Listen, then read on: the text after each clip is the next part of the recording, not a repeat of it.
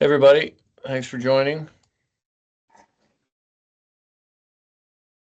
Give everyone a few extra minutes here. Hey, she's from my yoga class. Oh, the yoga class. Somebody's not on mute. Oh, you can hear it? Nothing that is particularly problematic, Do you but still hear it? Yes.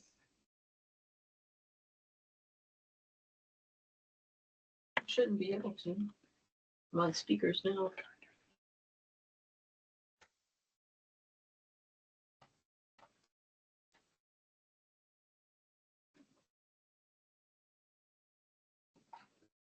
a few people I've seen recently.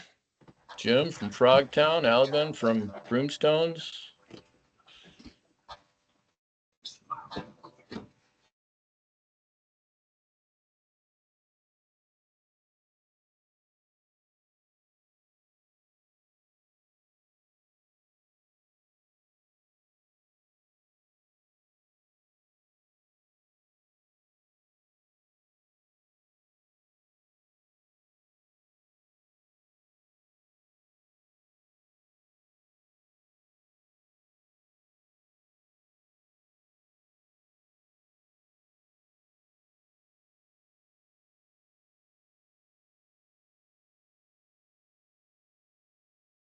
Everybody, one more minute, then we'll get started.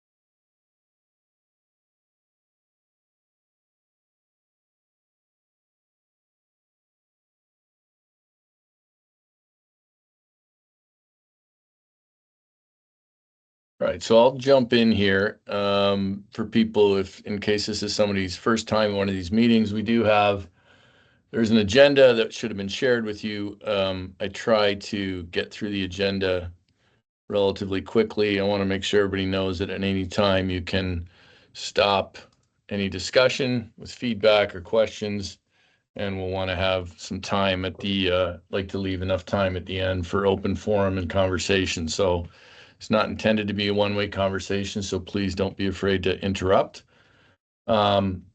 Just to get us going, though, I will say membership fulfillment in terms of our bag tags and letters went out more smoothly than in the past. I think most have gotten them.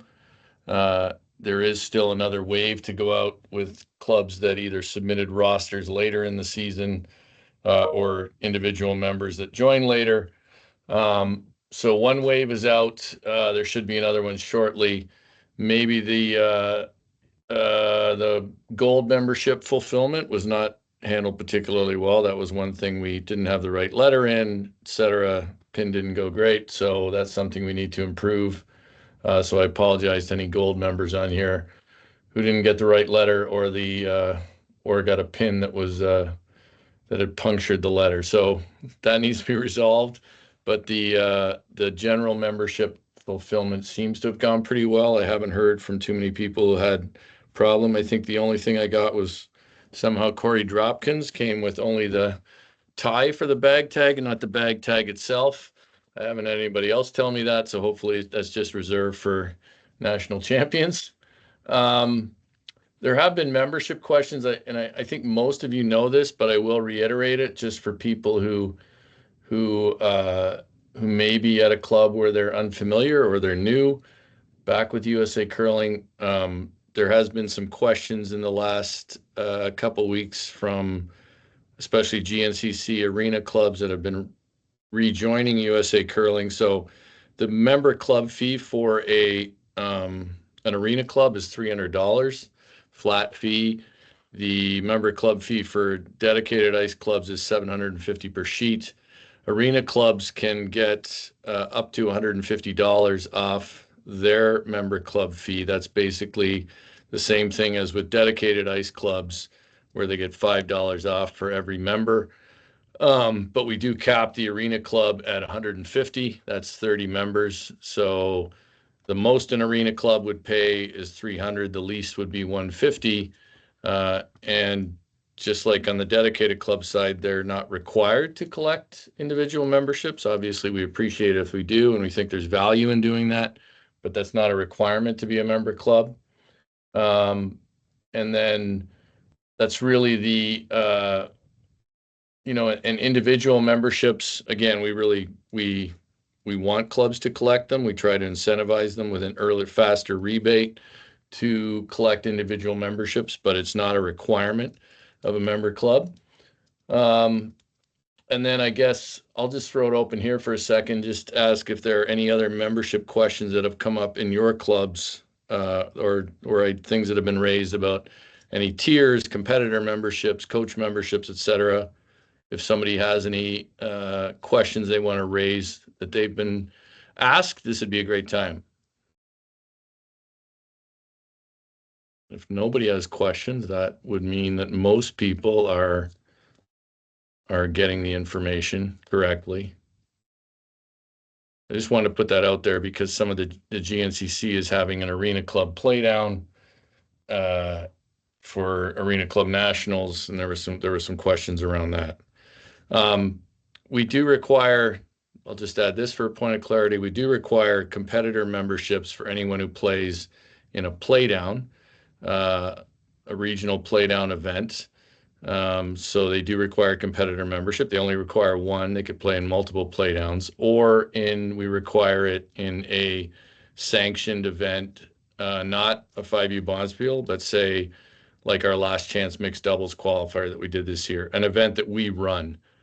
We require it. We do require USA Curling Basic membership for 5U participants who want to go to a Bonspiel and earn a spot in 5U Nationals.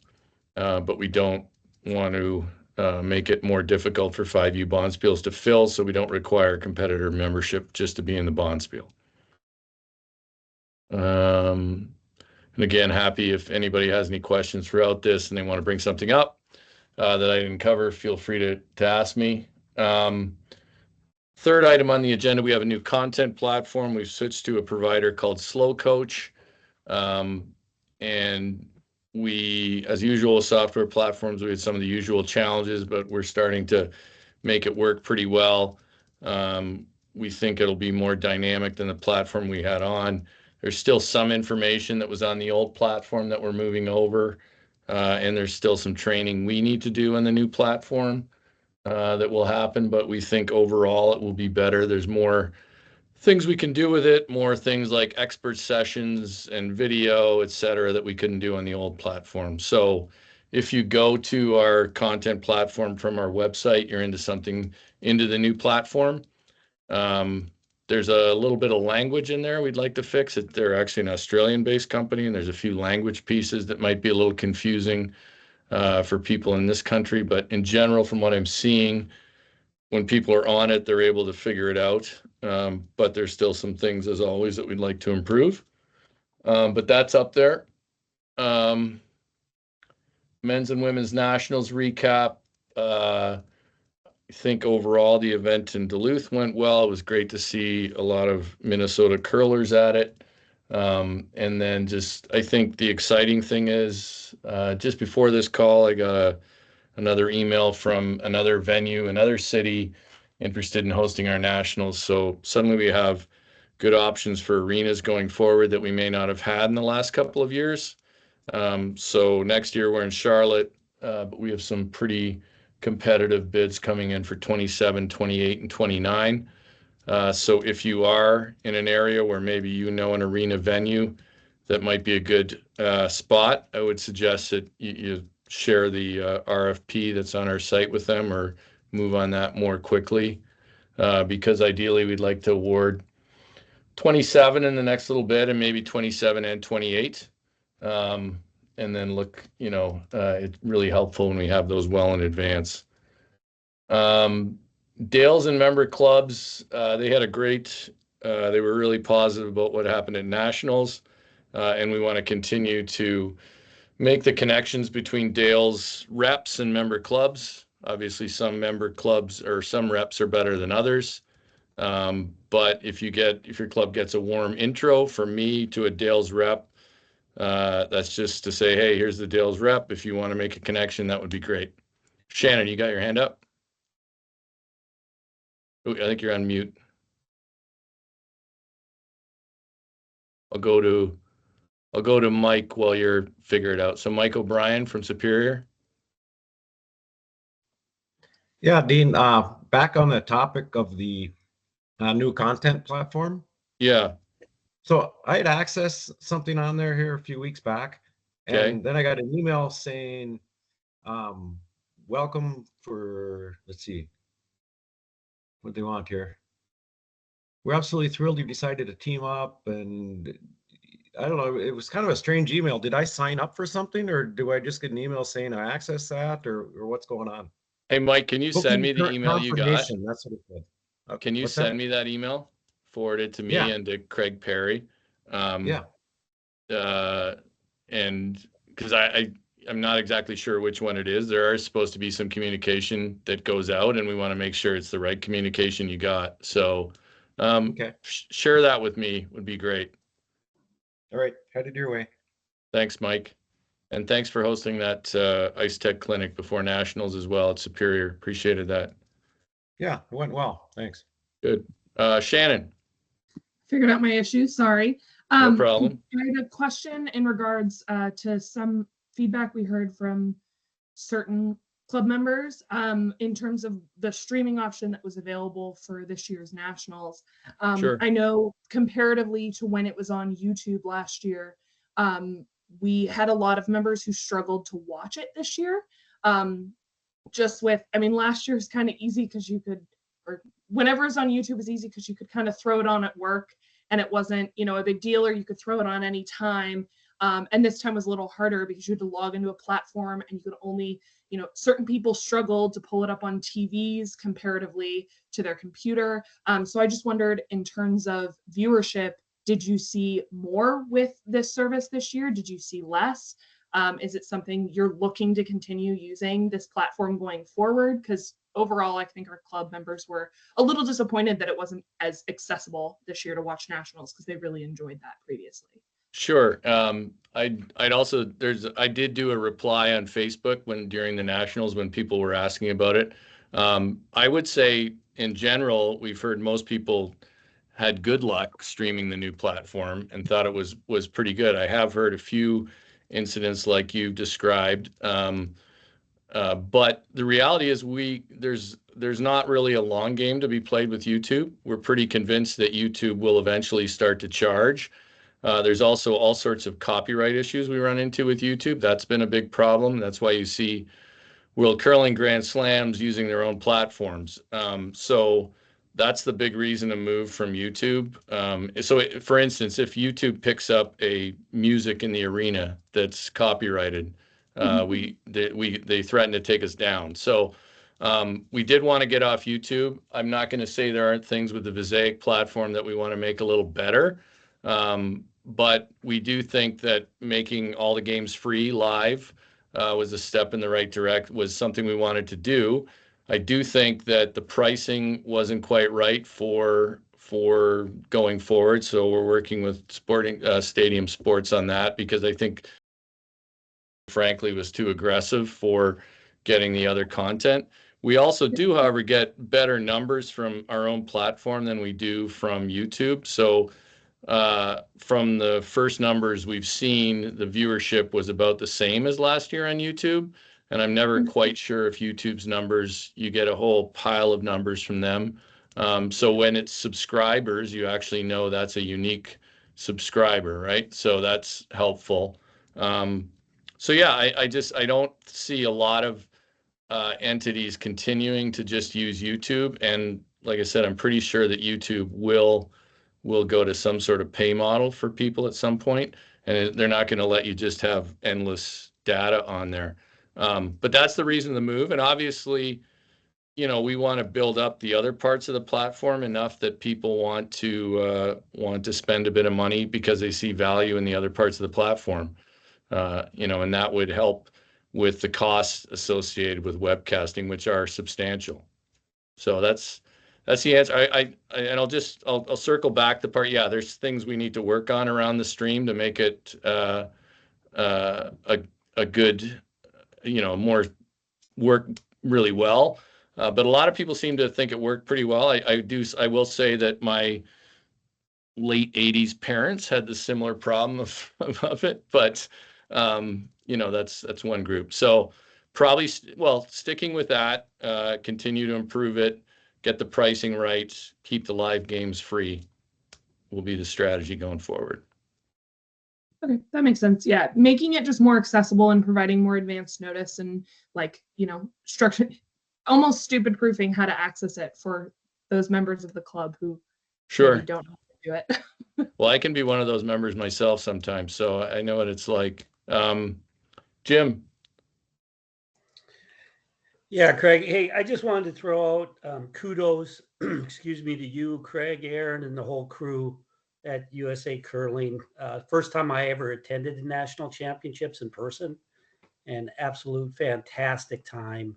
I thought you guys put on a great event. Same with the Duluth Curling Club. They did a wonderful job hosting it. It was just a great experience. So I wanted to say kudos to you, and thanks a lot for an enjoyable weekend. Yeah, I appreciate that, Jim. And, overall, we'd say, we're always pretty hard on ourselves. So when we debrief, there's always a lot of things we think we can do better. Looking ahead, one of the things we want to do is more entertainment around the event that brings in non-curlers. So that's something we're looking to do in Charlotte next year and in Sioux Falls at the trials. So there are continuous improvements, but overall, I think Duluth went pretty well. The arena was a bit of a challenge at times from a ice making perspective, but it was great to be in the Duluth community. I'll just quickly go because this actually dovetails nicely with what Shannon asked me. So the mixed doubles trials start Monday at Rock Creek Curling in Lafayette. All games on the qualifying rounds are produced by Stadium Sports, our same provider we've used, and they will all be on Peacock. So you have to remember that the Olympic trials are not our property; they're actually a USOPC/NBC property. So we couldn't put them on our platform. We couldn't put them on YouTube. They will be on Peacock and will require a subscription. I think you can subscribe 1 month to Peacock for about $6 these days. And then the playoff games or the finals are a best 2 out of 3, and they will be on CNBC on Saturday and Sunday. So should be, we have a pretty extensive day of coverage on CNBC on Saturday and Sunday. We've put out notices about that, but we'll put out some more this week. And quite honestly, it would be great for us if a bunch of people in the curling community get at least a 1 month subscription of Peacock. That would make us look pretty good with NBC. So I hope we can get some momentum for that. It'll be the same setup on Peacock where there will be one feature game with commentary, and then the other games with static cameras and just the audio from the players. So same setup except on Peacock. Jeremy, you've got your hand up. Yeah, I was just gonna make a suggestion to send an email blast to all of USA Curling membership about what's coming up. I mean, it was a real surprise, how to access the national championship video, and I stumbled across it on Facebook, and I hate stumbling across things on Facebook because I've complained to you many times. No, it's a fair point. But yeah, make it very obvious to people how to access this stuff. And I know sometimes we like to want to be careful about how many emails we're sending, but this is a premier event. This is one of the most important events for the quadrennial, so I think it's totally merited. Yeah, that's a great point. We do have an email plan for this week, but maybe we'll do 2. Shannon, I wish there was a code. We've asked NBC and Peacock for that, so that we actually asked for a discount code, which we didn't get. But they will be able to see just a general uptick, just because they add programming and see what it is, and but I would love it if there was a code. We don't have one yet. Continuing to push on that, see if we can get something. I'd love to have a discount code, but it's getting a little late for that now.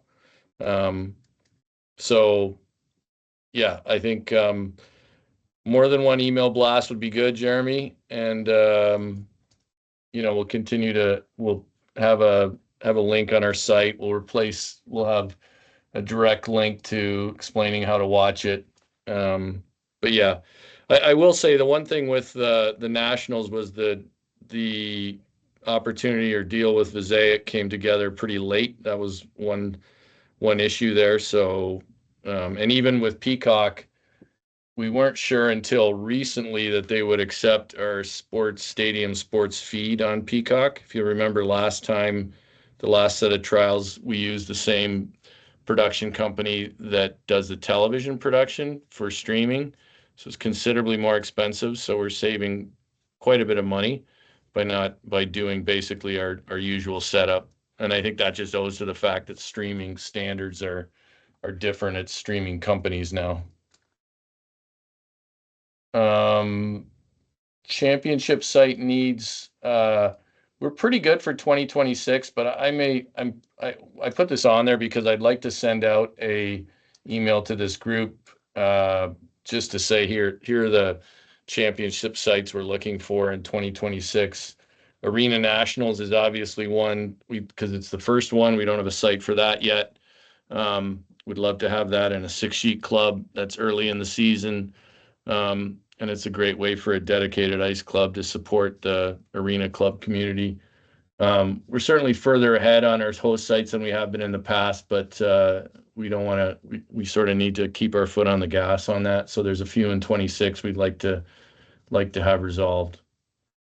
So that's roughly me running through the agenda, and then I just love to throw it open to the group just for feedback. I've already had good feedback already on those two things, on the streaming. I do know a lot of member clubs have put in, are carrying Dales, and that's much appreciated. I would say to this group, just I want to make sure people know that it's easy to look at a brand like Dales and figure they're just another craft beer sponsor that's paying us in beer or something, but they're owned by Monster Energy, and it's our largest cash sponsor after Columbia, so it's an important one. And appreciate any club that, you obviously, we're actually pushing them to do more club activation in terms of things in clubs to make it make a more direct connection that it's the official beer of USA Curling. And I think they got excited in Duluth by what they saw. They looked out at, I think it was one morning they looked out and there was somebody in the Dales house with a Dales beer, and they said, these are our people. So, but they also, I will say, Dales has a really good non-alcoholic beer, designated Dales, that I think be a great addition for any club. Any other questions? Any other concerns? I will say, as an organization, we sort of felt like we ran into the Nationals and then the trials, these mixed doubles trials shortly after. It's been a bit of a hamster wheel, to be perfectly honest. So probably would have a bigger agenda this meeting than under normal circumstances, but it gets better after these trials, which we're excited about, but are pretty heavy on the planning. Is any club planning to do any, will any club think you do any watch parties or something on the weekend when it's on CNBC? If you do that, I would just say if any club has any plans to do that, share them with us or tag them if you put it on social so we can share it. And we'll also have tickets for Sioux Falls on sale. There's all session passes for sale, but we will start to introduce the maybe at home. Yeah, we'll start to introduce the single session passes at shortly after the mixed doubles trials. So, trying to think what else has been on the on our radar lately. I think to Jeremy's point, it's right. We do, I think, communicate more than the organization ever has, but we can always communicate more and more effectively. So just know that we'll continue to work on that.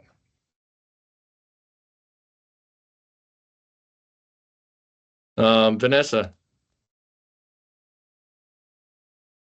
Yeah, so I've been hearing some feedback from some of our 5 and under curlers about the change of the eligibility years of how they're counted when Yeah. it changed, I think from calendar year to now season. Some of the curlers in the club are a little frustrated that they have a year less eligibility than they did before, or they thought they did. I don't know that there's a lot that can be changed about that, especially midway through the season. Obviously, can't change anything about that now, but just wanted to share some of that feedback that I've heard from our newer curlers. Yeah, I mean, and Shannon knows this. We had actually had a mistake in there. We had the same year twice. So we did fix that. But yeah, 5U eligibility for some reason seems to be insanely complex. But I think what we have there right now is the best we've done. So I'm not exactly sure how somebody thought it changed from previously and they lost a year, but I'm sure. I mean, have that person send us a message, and what changed to make them not eligible. Yeah, I Yeah. think these are for people that, for instance, maybe started curling in January Mm-hmm. and they thought it was by calendar year, so they thought it was 1 year Got it. versus that counting as a full season. Got it. So, for instance, if they were curling in December of that same year, they thought they'd been curling for 1 year, not 2. Okay. I'm not trying to dismiss this. It just makes my brain hurt. So, Yep. and No, I understand. we'll continue to. It seems like it'll be a lot easier once we get past the COVID year. Shannon, you have your hand up. Yeah, I had another question kind of related to 5 and under, but very Mhm. much understand the math issue on that front because I've dealt with this our club as well. I've heard word about like when people are going to have to submit for a 5 and under qualifier for the upcoming season. Has a date been set for that? Yeah, so that Or Bonspiel application is open now. okay. And that we did put out a couple messages around that. I'll put that out in my next in the house as well. But yeah, so we've moved it up earlier, just the Bonspiel application process, because teams complained in the past that when we announced the spiels in August, they didn't have enough time to plan their season. So we'd like to get all the spiels that want to be a 5 and under to apply now. I know that can be a little much if you're not even sure, for instance, if you have a convener for next year, but that would be better. And I think it will also give us a chance to, one of the things that happened last year, there were a couple of established spiels that just missed the date. And I think that with the earlier date, we can say, hey, are you sure you didn't want to apply to be one of these? So it is available in WUFU. Let me just see if it's easily accessible from our site. Yeah, we need to make that more obvious too. Okay.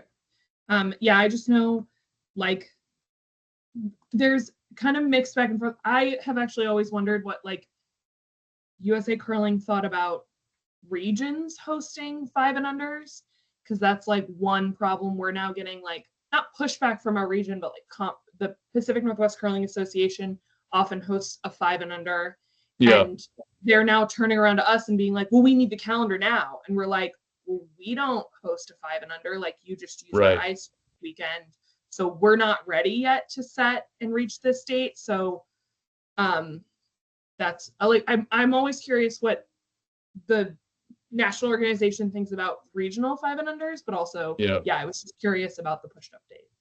So I can give you a little perspective on that in that, so there are some regional, what we want in the 5 and under, it is supposed to be a broad participation event. So we want everybody around the country to have a chance to play in it.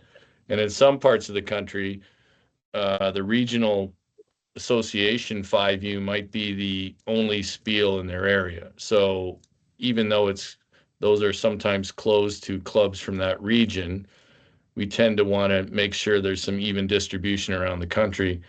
I will say that doesn't always sit well with other teams who are really hungry to qualify for this and think they should be able to play in any of the 23 qualifiers. And I can understand that sentiment too. I think what they did, I don't know if there's anybody on from Dakota Territory, but what they did in Dakota was a good idea and I think they did it at Pacific Northwest, where they had two sides to the spiel. So they had a Dakota Territory 5U winner, and then they had teams from outside Dakota Territory, made the spiel bigger, and then the two winners of each side played for the spot. So, but again, the GNCC has the biggest 5U of anybody with 50 plus teams every year, but it's only for GNCC teams. It wasn't a qualifier this year because it wasn't at a USA Curling member club, but that's always going to be a bit of a challenge. There's Ben from Dakota saying they do two sides, which I'd love other places to do, and I think would serve them well. But in terms of club calendar, I can get your concern. I think that if we have a rough date from the people organizing the 5U, especially when it's in an area where there's not a lot of other 5U bonspiels, we can probably make whatever date they can do it at work. So yeah, Todd, I hear your issue about Dale's not getting back to you, and our brand client at Dale's will tell you that they get frustrated. Some of their sales reps are awesome and all over it. Some of them are not, I guess, just like any other organization. So I have their list of reps now and regional managers, so I might I'll do a warm intro. Alvin, I don't disagree with you about the dikes this year, but we do think that these spiels are part of the value of being a member club. So,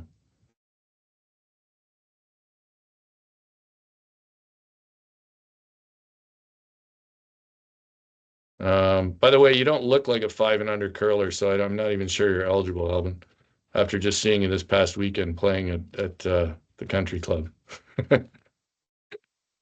So, and I mean that in the best way. So, anyways. By the way, for anybody, I actually played in a bonspiel this past weekend with Jeff Annis from USA Curling.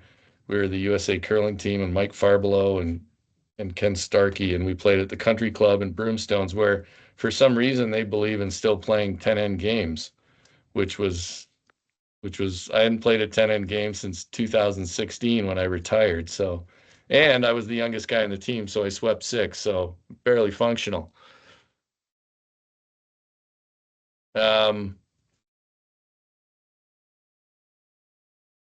Yeah, for sure, Todd. I mean, honestly, I think one of the things that Todd just mentioned, the Dales thing, I think one of the things is Dales bought by Monster, going through some changes. Our original contact actually got promoted, although we still talk to him frequently. But I think it took them a little bit as a company to understand the value of the sponsorship. And fortunately, I think Duluth gave them a good view of what it could be. So we'll just continue to work on warm intros with clubs, and then it really is up to them. They do need to develop some stuff for clubs as well, which they're working on.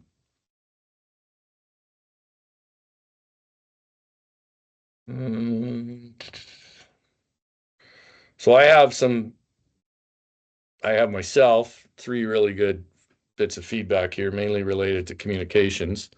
So that's great for us. I don't know how much I provided the rest of you. I will say after we get through this mixed doubles trials, we'll in terms of events, we can start to focus on Olympics planning. Not that we still have a lot of great championships to manage, but they are a little easier to manage, but we'll be at all of those. Seniors, college, juniors, 5U, mixed fours. For anybody who's playing in mixed fours, Dales is doing they're doing a press junket around the time of mixed fours, bringing various media people out to, this is their public relations firm, to talk about their connection with curling. So that'll be during mixed fours. Oh, one other thing I could bring up, I don't have confirmation if the Everest North American Challenge is happening next year. I'm hearing good things, but for anybody who doesn't know, that's done with Everest Funeral Concierge money. So, in my conversations with their team, it seems promising, but there's not a total firm commitment yet. It wasn't an inexpensive undertaking for them. It's a funny word to use about a funeral concierge company, but wasn't inexpensive. We're certainly encouraging them to do it again, and I'm sort of pushing them because I'd like to know before our club nationals in Milwaukee.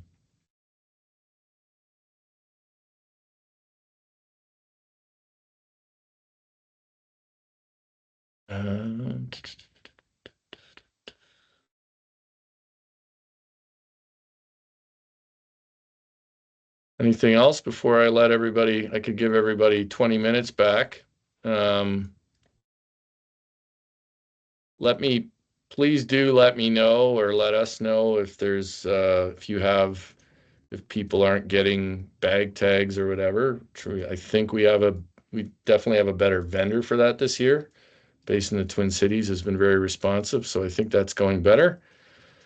But please let me know if there's any issues, and certainly look for some more email blasts about where to view things, direct link on the site, and we'll get something up on the website about the 5U Bonspiel applications. I'm a little behind. I usually do an in the house by this time, but we got a little sidetracked, so hopefully I'll have another one of those out here shortly.